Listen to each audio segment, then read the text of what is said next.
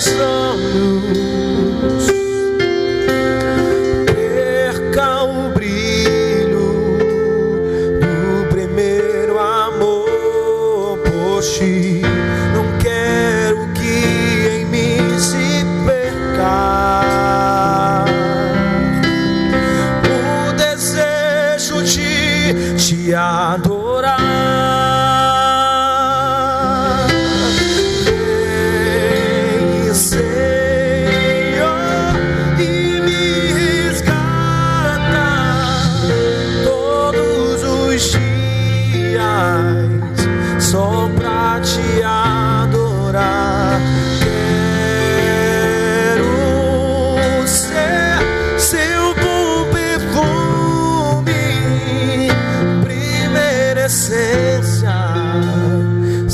Jardim particular.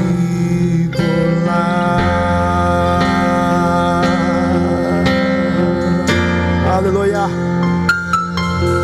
Declare: estou no meu jardim, tranquei a porta, abri meu coração.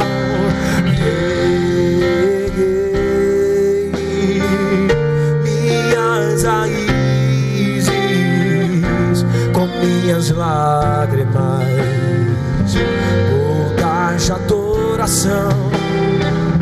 Não quero que, oh Senhor, o brilho do primeiro amor, eu não quero que em mim se perca.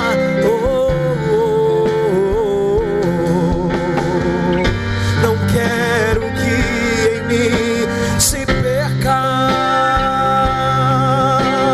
o desejo de te adorar. Vem, Senhor, e me resgata todos os dias, só pra te adorar. Quero ser seu bom perfume,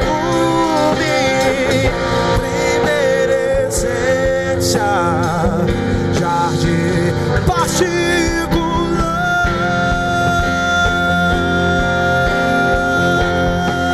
Declare: vem, Senhor, vem, Senhor,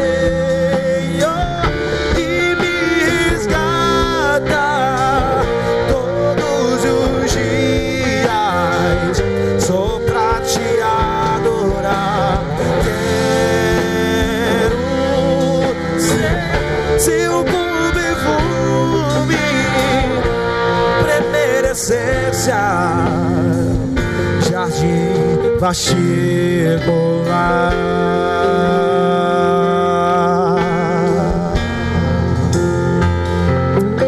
Vem, Senhor, restaura as nossas vidas nessa tarde. Nós queremos restauração. Nós queremos mais da tua presença. Oh, nós não queremos sair daqui da mesma forma que nós entramos. Nos renova, Senhor. Nos restaura, Deus. Diga para Ele, diga para Ele. Vem, Senhor, e me resgata todos os dias, só pra te adorar. Quero ser seu bom perfume, primeira essência, seu jardim particular.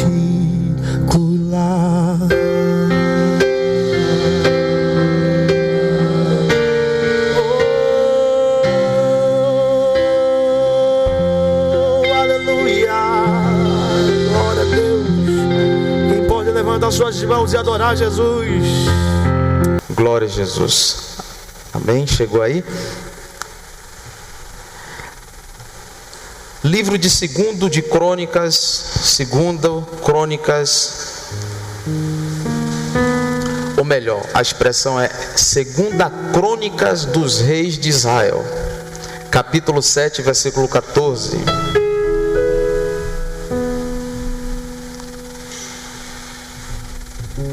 Obrigado. Capítulo de número 7, versículo 14. 2 Crônicas, capítulo 7, versículo 14. Se o meu povo que se chama pelo meu nome se humilhar e orar e buscar a minha face e se desviar dos seus maus caminhos, então eu ouvirei do céu, perdoarei os seus pecados e sararei a sua terra. Amém? Se porventura o povo se humilhar, orar, se desviar dos maus caminhos, o Senhor ouvirá do céu, perdoará os nossos pecados e sarará a nossa terra. Começamos na quarta passada a falar sobre cura, e falei sobre cura na visão. Cura na visão. Eu falei a respeito da cura na abertura da visão, no aspecto espiritual, é claro, do moço de Eliseu, quando Eliseu ora e fala: Senhor, abra os seus olhos para que ele veja. E o moço estava preocupado por conta do exército da Síria que estava avançando contra a vida de Eliseu, porque o exército foi buscar Eliseu, e Eliseu fala que o Senhor abra os seus olhos para que você veja. A Bíblia diz que ele enxergou carros de fogo e cavaleiros ao redor da casa, e que eles não estavam só. Ele fala para o seu senhor, para Eliseu, dizendo: eu vejo carros e cavalos de fogo. E Eliseu havia dito para ele: não temas, porque mais são os que estão conosco do que os que estão no mundo, do que os que estão com eles. A palavra do Senhor também eu citei a respeito da visão do apóstolo Paulo em Atos capítulo de número 9, quando ele vai com cartas para Jerusalém, e em Damasco a Bíblia vai dizer que ele está agora caído, sem visão, sem perceber nada, sem enxergar nada, mas ouvia uma voz que falava com ele perguntando: por que me persegues? E ele prontamente diz: Senhor, quem és? Ele reconhece que quem falava com ele era alguém superior, e diz: Senhor. E a Bíblia diz que Jesus fala: sou Jesus a quem tu persegues, sou aquele a quem você persegue. E a Bíblia diz que ele enxerga depois de 3 dias, e ele recebe a imposição das mãos, recebe o Espírito Santo. Paulo recebe unção ali e começa a enxergar. Restauração na visão. E nesta noite, nesta tarde, força do hábito, nós iremos falar um pouco sobre cura na alma. Para nós introduzirmos a mensagem, é necessário nós falarmos um pouco a respeito da tricotomia que o homem é. O homem é um ser, é um espírito que tem uma alma e habita num corpo. Eu sou um espírito que tem uma alma e habito num corpo. Quando Deus criou o homem, no Gênesis, a Bíblia vai dizer que ele disse: façamos pois o homem, Gênesis 1:27, a nossa imagem segundo a nossa semelhança. O homem, ele tem a semelhança de Deus e atributos de Deus na vida dele. Deus é Pai, Filho e Espírito. O homem é corpo, alma e espírito. Deus havia colocado no homem atributos de perfeição, estavam ali no caráter do homem. Por esse motivo, Satanás, no capítulo 3, a serpente vem e seduz a Eva, derruba o propósito de Deus, que era a vida eterna para o homem em carne, tá? Deus criou o homem, formou o homem para viver eternamente nesse corpo. Só que Satanás veio e desfez um projeto de Deus. A Bíblia vai dizer, queridos irmãos, que a sedução corrompeu. É aquilo que nós chamamos de concupiscência dos olhos, a paixão. E eu percebo que a sedução, a tentação, é o principal veículo, digamos assim, para corromper o caráter.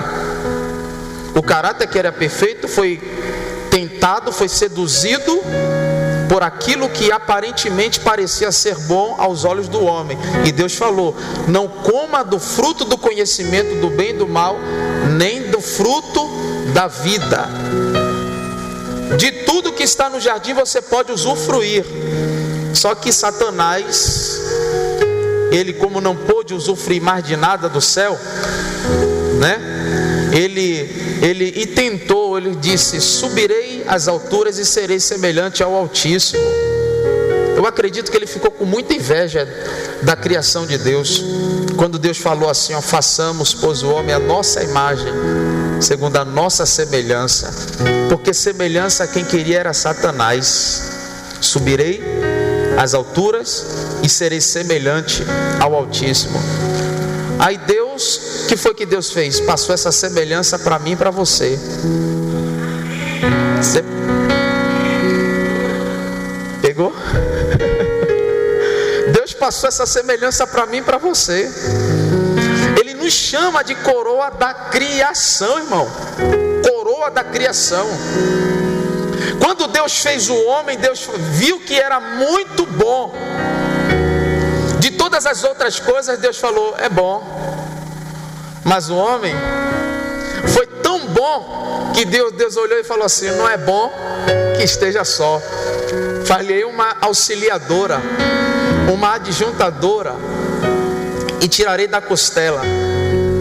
Aí Deus vai chamar ela de varoa, porque saiu do varão. Não para estar debaixo dos seus pés, mas para andar do lado, lado a lado. É por isso que é daí que vem a palavra submissão, missão secundária. Porque a primeira missão foi dada a ele: cuida do jardim.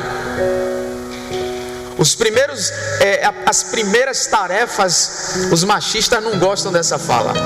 A primeira tarefa doméstica Deus confiou para o homem: cuida do jardim, rapaz, administra aí. Aí depois veio a mulher para auxiliar. Tem gente que não gosta dessa fala, não.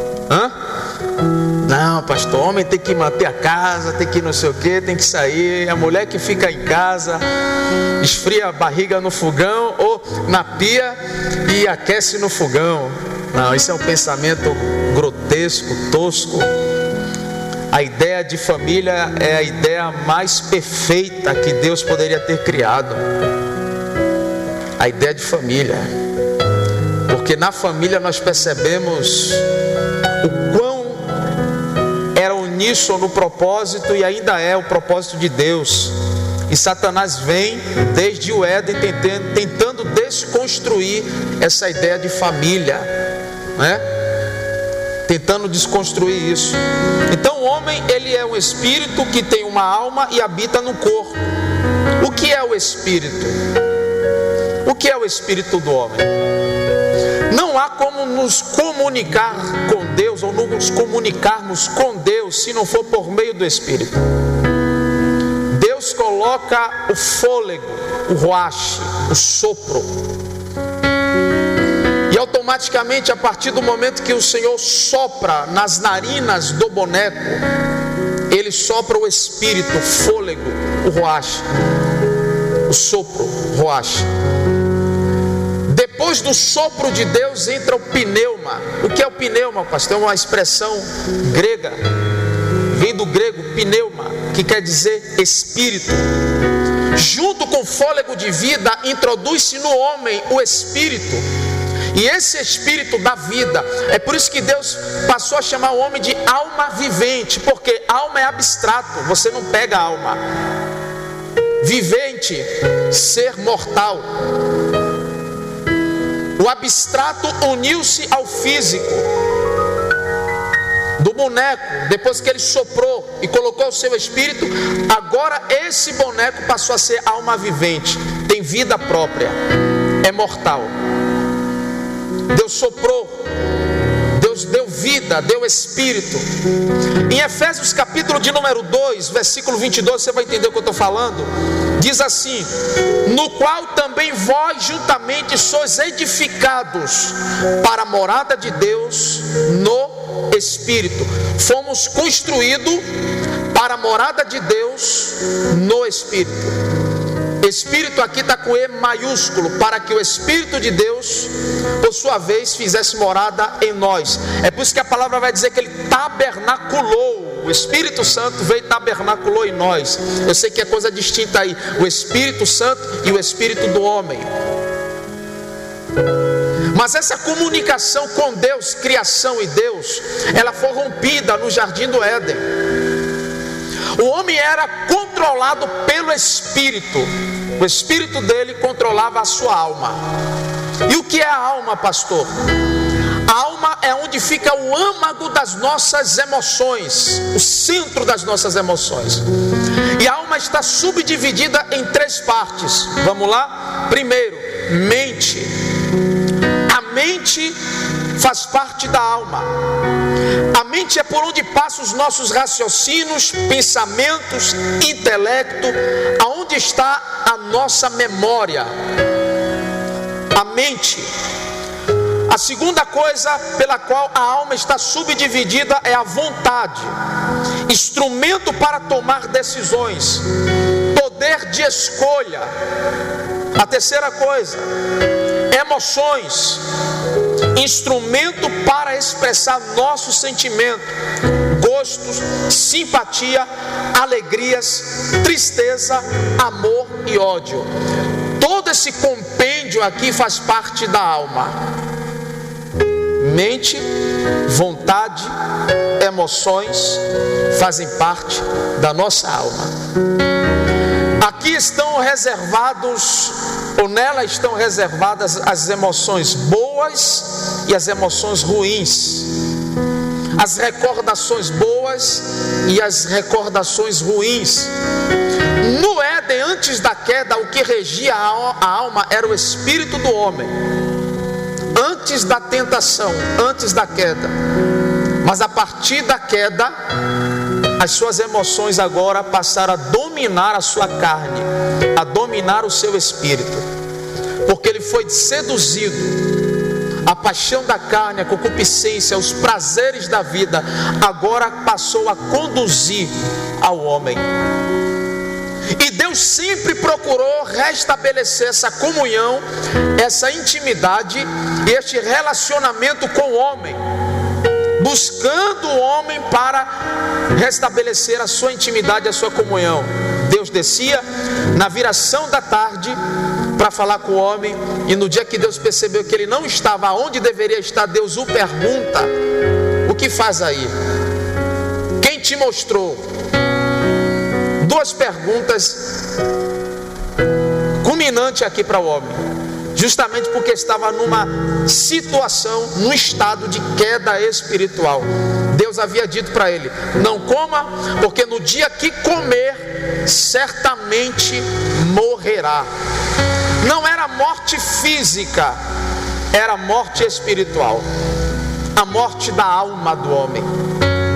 Ezequiel capítulo de número 33, salvo engano, versículo de número 8, eu não anotei essa referência, a Bíblia diz: a alma que pecar, esta morrerá. A partir do momento que o homem peca, o homem transgride, ele se afasta de Deus, se distancia da presença de Deus. Confirma-se essa referência. Se distancia da presença de Deus, e a Bíblia vai dizer que porque todos pecaram, E destituído, a palavra destituído aqui quer dizer afastados, estão da glória de Deus. Então, corpo, alma e espírito. E quantos de nós estamos aqui nessa tarde e precisamos de uma cura na alma, irmão? Precisamos ser tratados nas nossas emoções, porque a 18, 20, fui longe, viu? Porque as nossas emoções regem o nosso comportamento. Coisas que estão arquivadas, lá no seu subconsciente, coisas que você ouviu desde pequeno, regem as suas atitudes hoje. Coisas que disseram para você quando criança, hoje de maneira involuntária você age de uma forma da qual não deveria agir, justamente porque ficou guardado no seu subconsciente. A criação de um filho é algo de suma importância, é algo muito sério.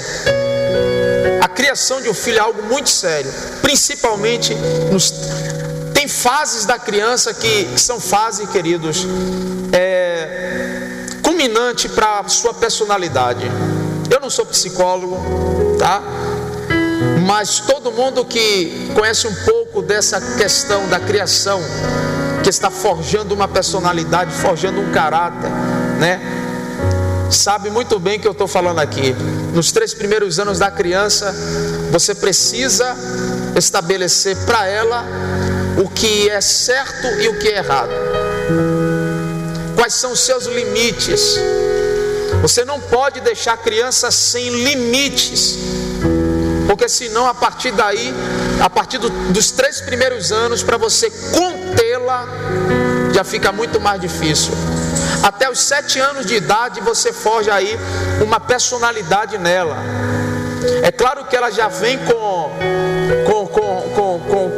um tronco genealógico, né? com traços do pai, com traços da mãe. Mas aí você, como pai, como mãe, você vai, né, conduzindo de forma correta. E como criar o seu filho? Ensina a criança no caminho em que se deve andar. Não é ensinar o caminho, faça assim, faça assado, mas é no caminho. É com você do lado. Pega na mão dele, mostra o que deve ser feito. E quando for velho, não se desviará dele. Eu não estou falando do seu filho futuramente congregar na palavra profética, congregar na batista, porque tem muita gente que não congrega numa denominação, mas teme a Deus, respeita, entendeu? Tem muita gente que não congrega numa denominação, tem muito religioso que não concorda com essa minha fala, mas a minha fala não é para agradar religioso. Tem muita gente que não congrega dentro de uma denominação, que não toma santa ceia todo mês, não é, evangelista? Não senta na mesa para se tomar santa ceia conosco, mas no dia que a trombeta tocar, meu irmão, tenha certeza, ele vai subir para a glória. Mas pastor, como é isso, irmão? O céu não tem placa denominacional. Estamos muito enganados com relação ao céu. A denominação nos separa. Que irmandade é essa, irmão? Que depois que você sai de uma denominação, aqueles que se diziam ser seus amigos não falam mais com você?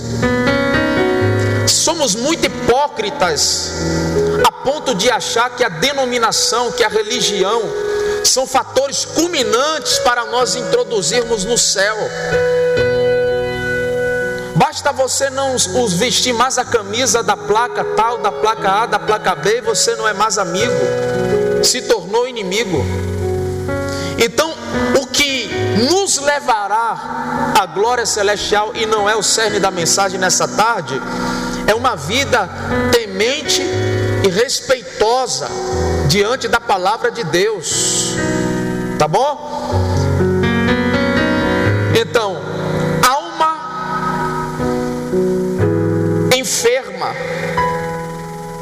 enferma, a alma morre. Você sabia que tem muita gente dentro da igreja com a alma morta? Como é isso, pastor? Tem muita gente dentro da igreja, só não perdeu o fôlego de vida, mas está morto espiritualmente. Ele ouve a pregação que foi, irmão. A palavra pode falar, pode descer fogo do céu, mas está com a alma morta. Ele precisa de um tratamento muito profundo das suas emoções. Ele precisa de uma restauração muito grande. É por isso que algumas vezes nós, pastores, recomendamos um tratamento psicoterapêutico. Existem questões que não são somente espirituais. Existem questões que precisa se fazer um mapeamento. Precisa se fazer um mapeamento. Onde foi que essa pessoa se perdeu? Você precisa sentar, conversar, falar, expor, colocar para fora. Tem pessoas que estão enfermas porque a alma está enferma. É o que a psicologia chama de doenças psicossomáticas. Tem pessoas que não conseguem prosperar.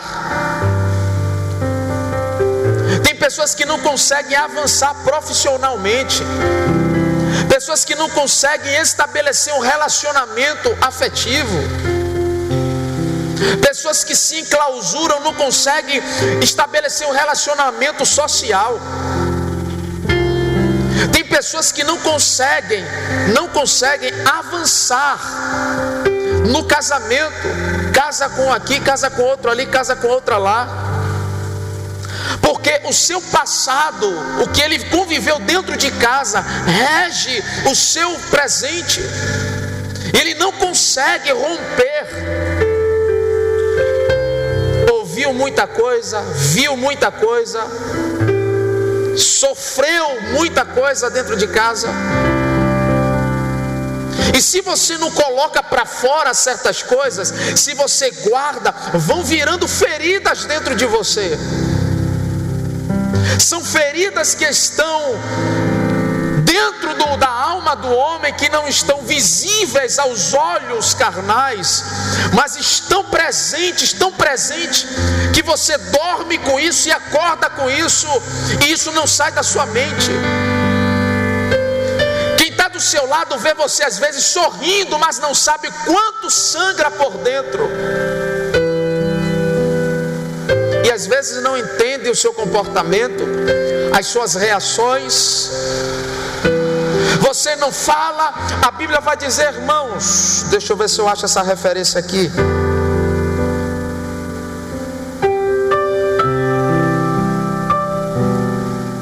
Provérbios, capítulo de número 28. O que encobre as suas transgressões nunca prosperará. A Bíblia não está dizendo não prosperará, está dizendo nunca.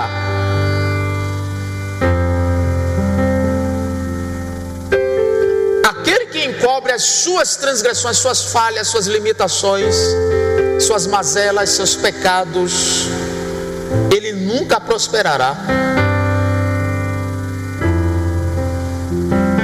Uma vida de pecado,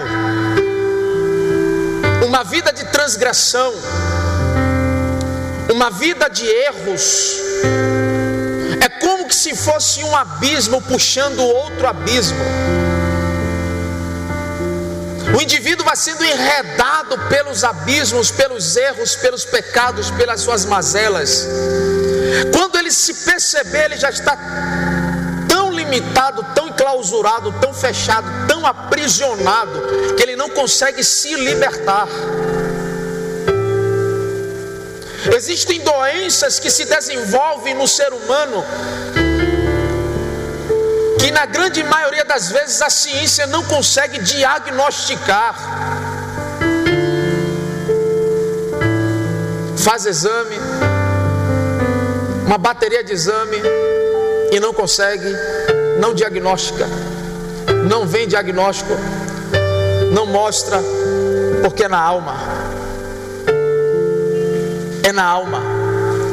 Lembra do paralítico? João capítulo de número 5. Havia uma festa entre os judeus e Jesus estava passando no alpendre, onde tinha 5 pavilhões, chamado Betesda, que traduz-se em hebraico casa de misericórdia. E ele havia naquela situação há 38 anos, e Jesus pergunta para ele. Jesus faz uma pergunta tão ilógica para aquele rapaz.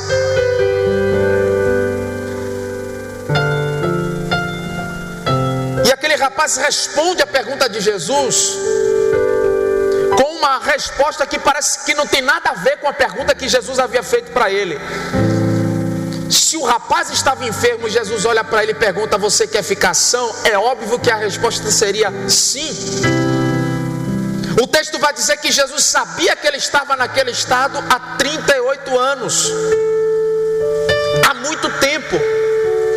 Mas a resposta dele foi: mas Senhor, todas as vezes que eu me movo a chegar às águas, porque a crença era que um anjo descia e agitava as águas em tempo, e aquele que tocava no espelho d'água, de qualquer sorte de enfermidade, ele era sarado. Só que quando eu faço menção de vem um outro antes de mim, eu não tenho um homem para que me coloque no tanque.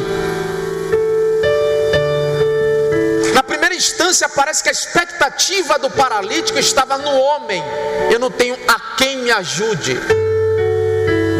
Mas depois, quando ele é curado e Jesus fala: pegue a sua esteira, ande, Jesus encontra com ele no templo e diz assim: ó, vá, não peques mais, para que não te suceda coisa pior. Você percebe que o motivo da enfermidade nele estava na alma. A enfermidade era física, era visível, mas a origem foi justamente por desobedecer a Deus, por pecar. Não peques mais, para que não te suceda coisa pior. Como podemos combater as doenças da nossa alma? Abra a tua Bíblia, Filipenses capítulo 4, versículo de número 8. O texto diz assim: quanto ao mais, irmãos, tudo que é verdadeiro, tudo que é honesto, tudo que é justo, tudo que é puro, tudo que é amável, tudo que é de boa fama, se há alguma virtude e se há algum louvor, nisso pensai. A primeira coisa para a gente combater a doença na alma: seja seletivo. Seja seletivo com o que você enxerga, com o que você ouve, com quem você anda, com quem você se relaciona, o que você assiste, o que você lê. Seja seletivo. Busque uma saúde mental. Busque ter uma mente saudável. Edifique a si mesmo com coisas que tragam crescimento para a sua vida. Não se envolva com pessoas que não tenham com o que agregar a você. Não se envolva com pessoas que não vão trazer crescimento na sua vida espiritual, na sua vida social. Em tudo que você fizer, olha aqui o conselho do apóstolo Paulo aos irmãos em Filipos, no capítulo 4, versículo 8. O que for verdadeiro, o que for honesto, o que for justo, o que for puro, o que é amável, o que for de boa fama, se há algum valor, ou se há alguma virtude, e se há algum louvor, ou seja, se Deus vai ser glorificado através daquilo, porque a palavra louvor vai fazer conhecido o autor do feito, se pode ser feito publicamente para trazer edificação à vida de outros, nisso pensai. Coloca para dentro da sua alma aquilo que vai trazer saúde para ela. Não coloque nada diante dos seus olhos que seja impuro. Não permita que pensamentos que não tragam fortalecimento espiritual para você, não lhe tragam prazer espiritual, um fortalecimento, venham vir sobre a sua mente, e se porventura eles vierem, repreenda, não os aceite, porque a palavra de Deus diz que nós temos autoridade para repreender. Rejeite, porque isso é inerente à nossa natureza carnal. Os maus pensamentos vêm, o desejo carnal vem, de tropeçar, tem hora que dá vontade de chutar o pó da barraca e fazer besteira uma atrás da outra, uma besteira atrás da outra. A natureza carnal, tem dia, irmão, que você acorda e você percebe que a carne está gritando mais do que o espírito. Mas não alimente isso. Paulo vai dizer aos Gálatas que a carne luta contra o espírito e o espírito luta contra a carne, e ambos se rebelem. Um tenta fazer, um não quer fazer a vontade do outro. O apóstolo Paulo disse: aquilo que eu quero fazer eu não faço, e aquilo que eu quero fazer eu acabo, aquilo que eu não quero fazer eu faço, aquilo que eu não quero fazer eu acabo fazendo. É o oposto. Ele luta constantemente com a sua alma, lutando com a sua carne. Aí às vezes o que é que Deus faz? Deixa um espinho na carne, para lembrar para o espírito, para o corpo, que você precisa ser melhor, buscar algo que lhe edifique, que lhe fortaleça. Não deixe que sua alma fique enferma. As palavras que lhe disseram lá atrás, os comparativos que fizeram pejorativos, não permita que estas situações adversas da vida, lá do passado, venham reger a sua vida daqui para frente. O que vai valer é o que Deus pensa ao seu respeito, é a palavra de Deus com relação a você.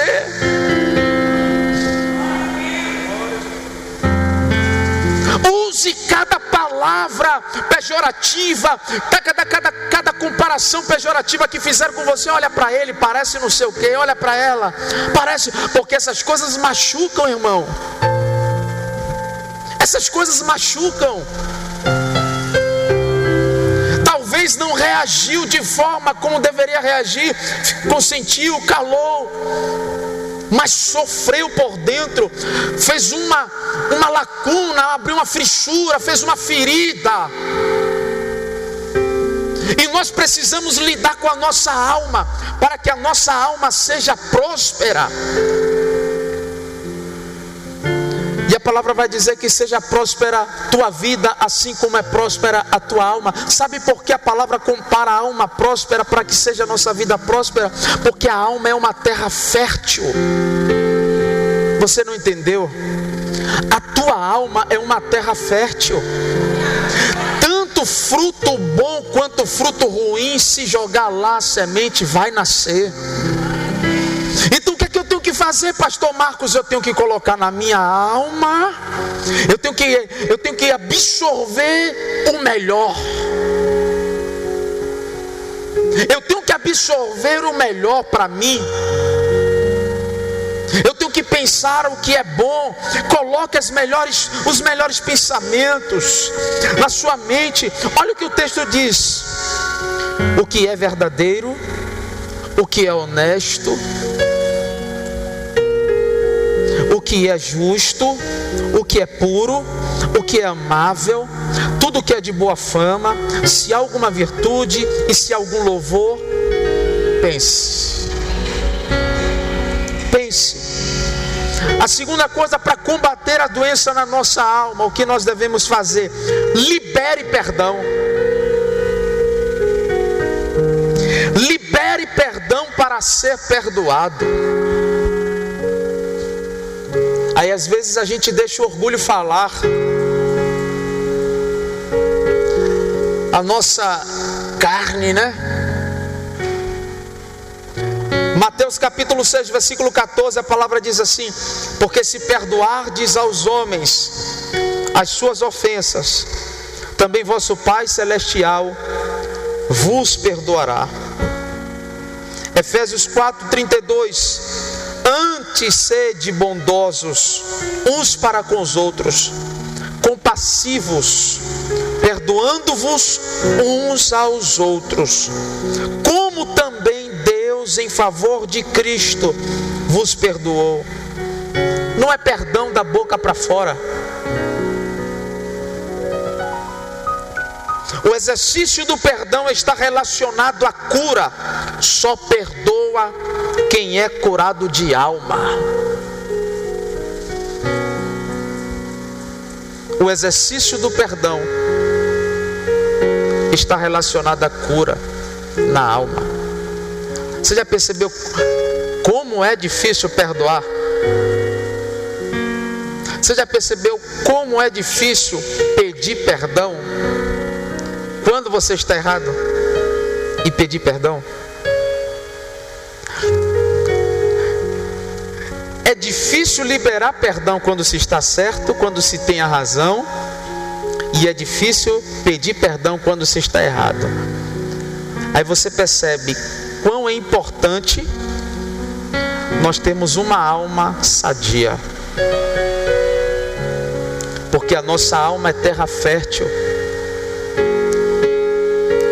A Bíblia diz que sobre tudo que se deve guardar, não é esse músculo que está na caixa torácica aqui não, viu? Guarda o teu coração, porque dele procede as saídas da vida. É a tua alma, irmão. O coração é lá, o âmago da nossa alma, as nossas emoções. Aproveita essa tarde para tirar todo o lixo que está lá na sua alma e que está impossibilitando de você avançar na presença de Deus. Tem pai que não consegue ser um bom pai porque ele guardou ressentimentos do pai dele. Eu queria ter tempo hoje aqui.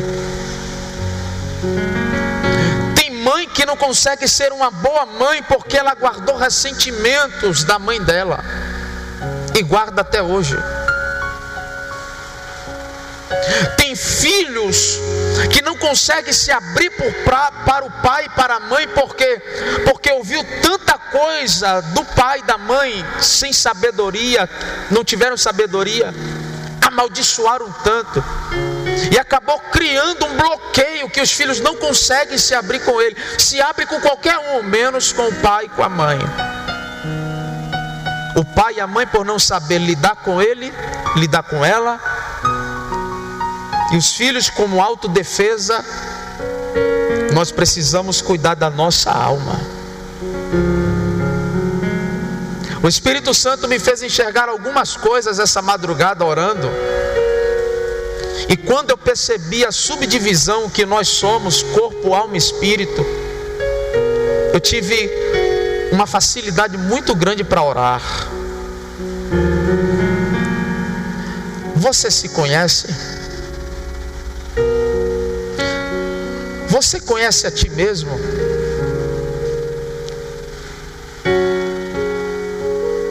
As suas reações são regidas pelo seu subconsciente? Ou o Espírito Santo, como assim disse o apóstolo Paulo: já não vivo mais eu, mas Cristo vive em mim, e a vida que agora vivo na carne, vivo-a no Filho de Deus, É Cristo que rege as suas ações. O processo de libertação e de transformação como cristãos é muito longo, é muito mais complexo do que nós podemos imaginar. Uma vida cristã vai além da placa denominacional de onde nós congregamos. Uma vida cristã vai muito além dos anos de carteirinha, de convenção que nós podemos ter.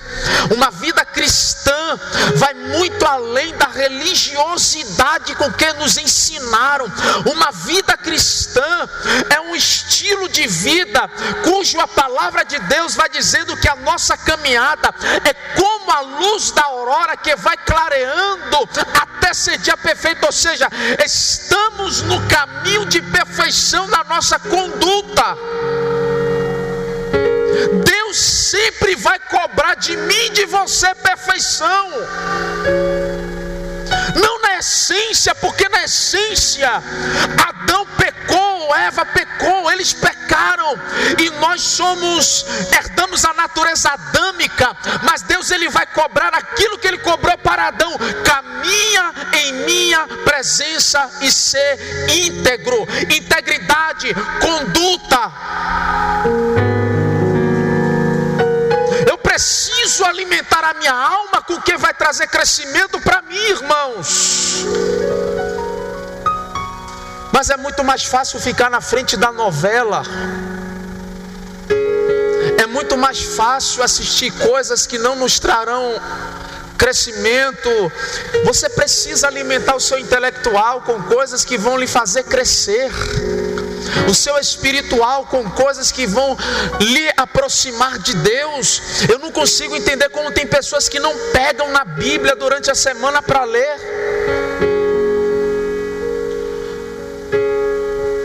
Tem pessoas que não pegam na palavra só quando vêm para a igreja, para o templo, melhor dizendo. Nós somos a igreja.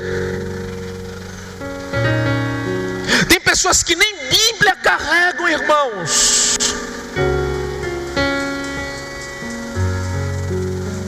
É um peso, é um volume. Em muitas regiões nós somos conhecidos como Bíblia. Principalmente nas periferias, né? Lá vem o Bíblia ali, o Bíblia. Ah, pastor, a Bíblia está no coração, a Bíblia está na cabeça. É, irmão. Cuidado. Eu vou citar outra referência aqui para você. Libere perdão para ser perdoado. Abra mão do teu orgulho, da tua soberba, da tua vaidade, do seu eu. Deixa o eu um pouquinho de lado e deixa Deus trabalhar na sua vida. Colossenses capítulo 3, versículo 13: suportando-vos e perdoando-vos uns aos outros, se alguém tiver queixa contra outro, assim como o Senhor vos perdoou, assim fazei vós também. Lembra da oração do Pai Nosso? Perdoai. Como é mesmo, meu Deus? Perdoa-nos assim como nós perdoamos os nossos. Você vai obter o perdão de Deus se perdoar como você tem perdoado, principalmente aqueles que te ofendem. Temos que cuidar da nossa alma, irmão. 2 Crônicas 7,14: se o meu povo que se chama pelo meu nome se humilhar, orar, buscar a minha face, se desviar dos seus maus caminhos, então eu ouvirei do céu, perdoarei os seus pecados e sararei a sua terra. William Shakespeare lhe disse: guardar ressentimentos é como tomar veneno esperando que o outro morra. Ah, que coisa, irmão. Perdoar é deixar ir para ser livre. Guardar ressentimentos é como tomar veneno esperando que o outro morra. Quem está morrendo é ele mesmo. Por quê? Porque deixou uma raiz de amargura crescer no coração. não consegue perdoar irmã, irmão, pai, mãe, tio. Isso é muito sério, irmão. Isso é muito sério. A nossa alma precisa de saúde. Precisamos cuidar. Tem gente que malha, cuida do corpo, vai pro salão, cuida do cabelo, faz as unhas, cuida do carro, cuida de tudo, menos da alma. Não faça mais da sua alma, me permita a expressão, lata de lixo. A gente precisa ter uma capacidade emocional tal de pegar todo esse lixo que é lançado contra nós e fazer uma lixeirinha, jogar lá, descarta. Precisamos de uma inteligência emocional, porque Deus quer nos abençoar de tal forma, irmão. Deus quer nos fazer crescer. Ano do crescimento. Não é crescimento. Quando a gente coloca um tema desse na igreja, no templo, né? Deixa eu corrigir, eu gosto muito de corrigir o que eu falo. Igreja somos nós, templo é isso aqui. Quando o pastor coloca ano do não sei o que lá, ano da prosperidade, ano do crescimento, irmão, a motivação não é o espaço. Meu crescimento, o seu crescimento. Ano de edificação, ano da honra, ano da conquista. Isso é profético para a tua vida, irmão. Só Messa recebeu. Isso é profético para a sua vida, irmão. O irmão ali já está crescendo a família. O outro ali também já está crescendo a família. Crescimento. Terceira coisa para a gente finalizar: confissão. Como combater as possíveis doenças da nossa alma? Vou deixar em 3 pontos. Primeiro, seja seletivo. Segundo, libere perdão para ser perdoado. Terceiro, confissão. Tiago capítulo 5, versículo 16, a palavra de Deus diz o seguinte: confessai, portanto, as vossas faltas uns aos outros, e orai uns pelos outros, para serdes curado. Perceba que o processo de cura está relacionado a confessar. Provérbios capítulo 28, versículo 13 diz assim: o que encobre as suas transgressões nunca prosperará, mas o que as confessa e deixa alcançará misericórdia. Perceba que é um processo de libertação, de cura, está relacionado justamente na autopreservação. Você está aí, irmão? Está entendendo? Seja seletivo, perdoe, confesse. Você não é um receptáculo de lixo. Você é terra fértil para as bênçãos do céu. Abençoarei a quem te abençoar. Em ti serão benditas todas as famílias da terra.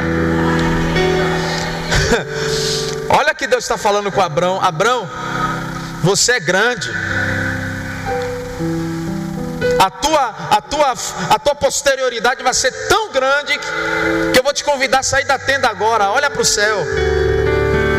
Vê se você pode contar as estrelas que estão no céu. Ele nem tenta. Porque o que Deus mostrou para Abrão, ainda era Abrão, era tão grande que ele não poderia nem mencionar, nem contar, nem se arriscar, nem se atreveu. Deus fala: assim serão as suas descendências. Grande. Porque quem serve um Deus grande não tem como se conter com coisas pequenas. Eu vou repetir. Quem serve a um Deus grande não se limite a coisas pequenas, porque tudo que Deus faz é grande. Deus fará uma grande obra na sua casa. Deus fará uma grande obra através de você. Agora você precisa se deixar Deus operar, precisa permitir o Espírito Santo trabalhar na sua vida. Rompa hoje com esses limites que te prendem, com essas coisas que te travam. Rompa hoje com as coisas que delimitam o seu raio de visão, porque a visão de Deus para mim e para a tua vida é uma visão macro, é uma visão grande. Irmão, eu não profetizo Deus vai salvar Mangabeira, eu profetizo Deus vai salvar Feira de Santana. Feira de Santana vai ser Feira de Jesus. Eu me lembro muito bem quando estávamos no endereço antigo lá.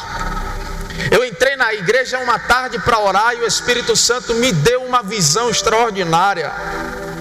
E Deus falava comigo: eu estou te mostrando para que você esteja disponível a si mesmo, irmão, para o que eu tenho a realizar.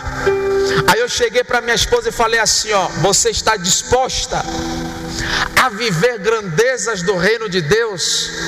Porque se você estiver disposta, então te prepara, porque o que Deus vai fazer é grande. E o Espírito Santo me mostrava a grandeza da obra dele, irmão, porque tudo que Deus faz é grande.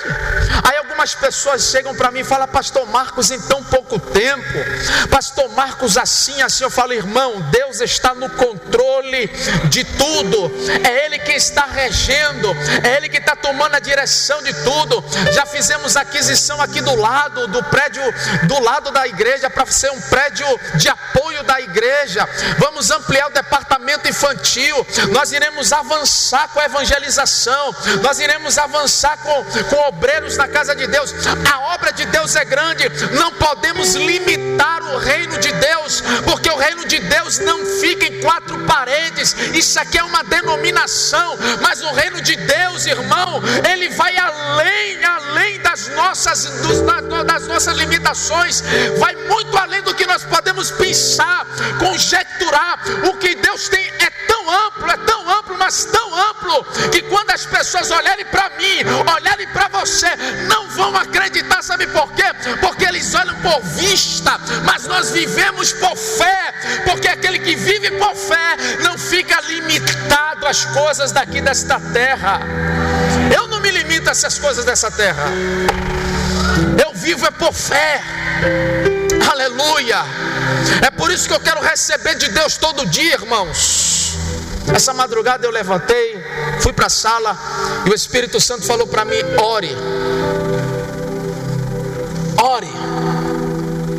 Fui para a sala e comecei a orar 3 horas da madrugada.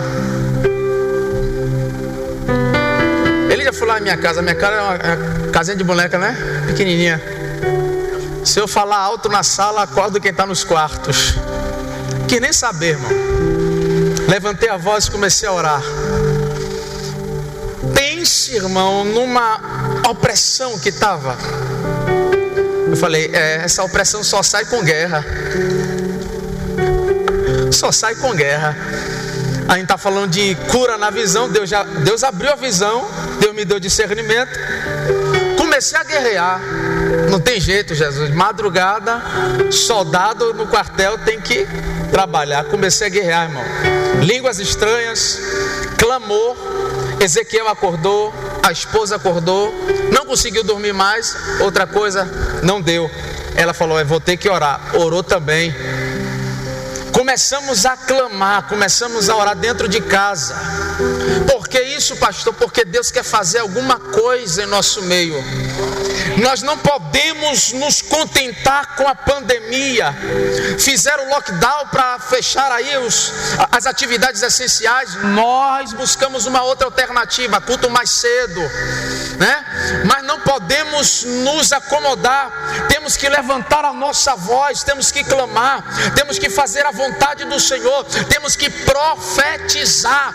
Ele me deu o dom da profecia, Ele me deu o dom da palavra. Eu preciso liberar isso que está aqui dentro de mim. Eu não posso ficar represado, porque a unção que veio do céu é para liberar sobre a tua vida, e eu libero sobre a tua vida nesta tarde. Você não vai correr como correram os seus pais, você não vai caminhar tão longe como caminharam os teus pais. Você vai voar, você vai decolar, o nome do Senhor vai ser glorificado na sua vida. Então te prepara para um tempo de crescimento na sua casa, na sua família, em nome de Jesus. Quem recebe essa palavra se coloca de pé.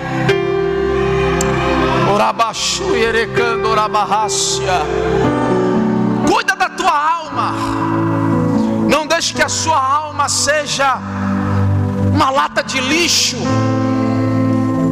Cuida de ti mesmo, preserva o teu coração. Sobre tudo que se deves guardar, guarda primeiro o teu coração, porque dele procede a saída para a vida. Oh, glória a Deus. Todas as vezes que Deus revelar algo a alguém, Deus vai chegar no coração dele e vai aplacar o seu propósito. Aí alguém chega e fala: pastor, sentido de Deus no coração. É porque justamente é aí que as coisas frutificam, é aí que as coisas crescem. Deus vai plantar no seu coração um projeto grande, irmão. Recebe que é profético. Deus vai plantar no seu coração uma visão grande. Deus vai colocar discernimento. Não, 2020 não está perdido. Deus está trabalhando de uma outra forma. 2020 não está perdido. Deus está trabalhando de uma outra maneira, diferente do que estávamos acostumados. Ele continua sendo Deus.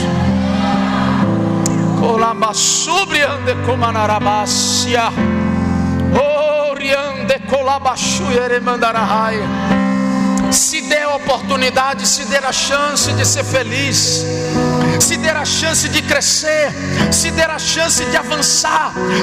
Não permita que nada delimite seu raio de visão. Não permita que nada delimite a sua área, o seu território. Ele olha para Josué e diz assim: ó, todo termo diante de você, aonde colocar a planta dos seus pés, eu vou-lo tenho dado. É seu, Josué, é seu, Josué, é seu, Josué. Deus me chamou para viver coisas maiores. Deus me chamou para viver coisas maiores. Oh, glória a Deus, adora o Senhor. Já estamos finalizando. Deus me chamou para viver coisas maiores.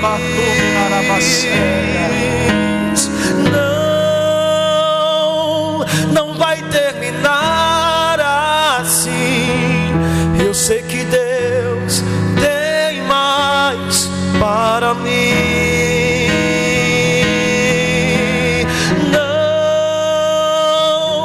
Não vai terminar assim. Eu sei que Deus tem mais para mim. Deus me chamou para viver coisas maiores. Deus me chamou para viver coisas maiores. Deus te chamou para viver coisas maiores.